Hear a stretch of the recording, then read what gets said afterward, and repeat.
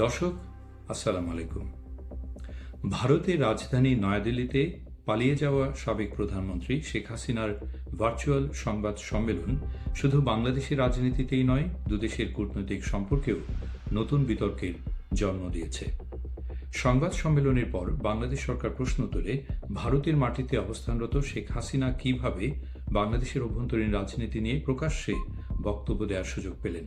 স্বরাষ্ট্রমন্ত্রী সালাউদ্দিন আহমেদ বলেন, এমন একজন ব্যক্তিকে রাজনৈতিক বক্তব্য দেওয়ার সুযোগ দেওয়া হয়েছে যিনি বর্তমানে বাংলাদেশের বিচারের আওতায় রয়েছেন। একই সঙ্গে ঢাকা মনে করে বিষয়টি দুদেশের পারস্পরিক আস্থা ও কূটনৈতিক সম্পর্কের উপর নেতিবাচক প্রভাব ফেলতে পারে।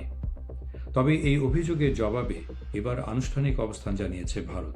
দেশটির পররাষ্ট্র মন্ত্রণালয়ের মুখপাত্র রণধীর জাসওয়াল বলেছেন, এই সংবাদ সম্মেলনের সঙ্গে ভারত সরকারের কোনো সম্পৃক্ততা ছিল না। তার ভাষায় এটি ছিল একটি বেসরকারি সংবাদ মাধ্যমের আয়োজন এবং সেখানে শেখ হাসিনা বাংলাদেশের বর্তমান সরকার সম্পর্কে যেসব বক্তব্য দিয়েছেন সেগুলো ভারত সরকারের অবস্থান নয় এবং ভারত সেসব বক্তব্য সমর্থনও করে না। এই বক্তব্যের মাধ্যমে ভারত একদিকে নিজেদের সরকারি অবস্থান স্পষ্ট করেছে, অন্যদিকে বাংলাদেশকে বার্তা দেওয়ার চেষ্টা করেছে যে শেখ হাসিনার বক্তব্যকে দিল্লির নীতিগত অবস্থান হিসেবে দেখা উচিত নয়। তবে এখানে শেষ হচ্ছে না বিতর্ক। বাংলাদেশের নীতি নির্ধারকদের একাংশের প্রশ্ন, ভারতের রাজধানীতে এত বড় একটি আন্তর্জাতিক সংবাদ সম্মেলন সরকারের অজান্তে আয়োজন করা কতটা বাস্তবসম্মত। যদিও ভারত এ ধরনের অভিযোগ প্রত্যাখ্যান করে বলছে এটি সম্পূর্ণ বেসরকারি উদ্যোগ ছিল। বিশ্লেষকদের মতে এই ঘটনা শুধু একটি সংবাদ সম্মেলনকে কেন্দ্র করে নয়, বরং এটি বাংলাদেশ ভারত সম্পর্কের সংবেদনশীল বাস্তবতাকেও সামনে নিয়ে এসেছে।